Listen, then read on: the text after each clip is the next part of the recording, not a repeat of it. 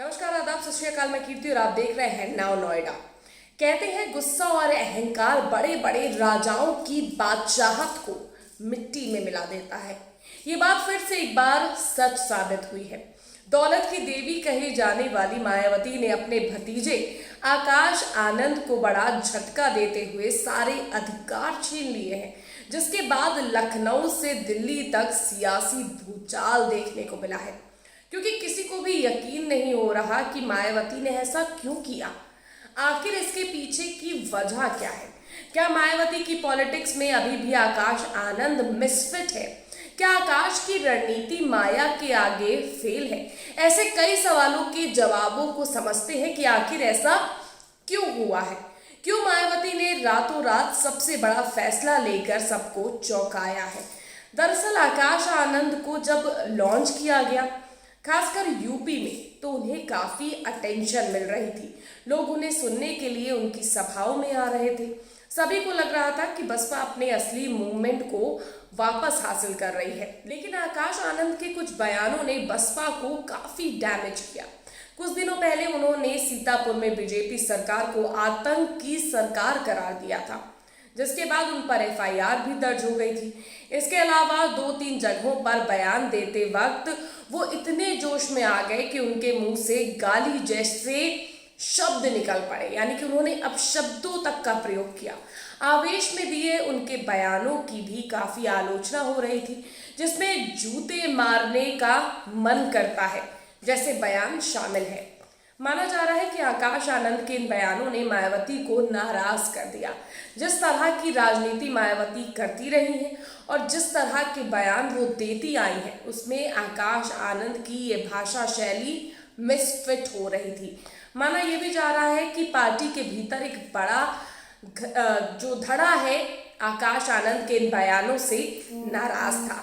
बता दें, कुछ दिनों पहले ही एक इंटरव्यू में आकाश आनंद ने पार्टी में अपनी भूमिका पर बात करते हुए कहा था कि बहुत लोगों को मौके दिए गए लेकिन नहीं चल पाया। मुझे इस बार ये जिम्मेदारी दी गई है, अगर मैं भी नहीं चल सका तो मुझे भी हटाया जा सकता है। रिपोर्ट्स की माने तो आकाश आनंद बीएसपी में एक सौम्य चेहरा लेकर आए थे, एक विदेश से पढ़कर आया हुआ युवा चेहरा जो पार्टी को बदल सकता है। शुरुआत में वो काफी ज्यादा सौम्यता से बातें कर रहे थे, लेकिन जब वो भीड़ के सामने आए तो आकाश आनंद को भी कई बार आपा खोते हुए देखा गया। उन्हें उत्तराधिकारी और नेशनल कोऑर्डिनेटर बनाने के फैसले को वापस लेने के पीछे ये एक अहम वजह हो सकती है। बता दें, आकाश आनंद पार्टी में एक नए ध्रुव के तौर पर उभर रहे थे, जिससे कई बड़े नेता असहज थे। जिस तरीके से आकाश आनंद की पब्लिक रैलियों की अगर हम बात करें, तो जिस तरह से आकाश आनंद की पब्लिक रैलियों की डिमांड बढ़ने लगी थी, उससे कई बड़े नेताओं में असुरक्षा की भावना भी घर कर रही थी।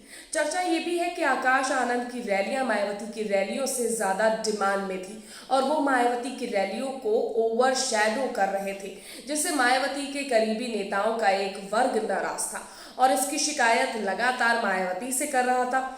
अंदर खाने एक चर्चा और बहुत अहम है, वो ये कि मायावती किसी सूरत में अपने भविष्य की विरासत को केस मुकदमों में फंसा हुआ नहीं देखना चाहती थी, जिसे बीएसपी की विरासत संभालनी हो, जिसे मूवमेंट की इस राजनीतिक शाखा को आगे बढ़ाना हो, वो अदालतों के चक्कर लगाए। ये मायावती को पसंद नहीं था।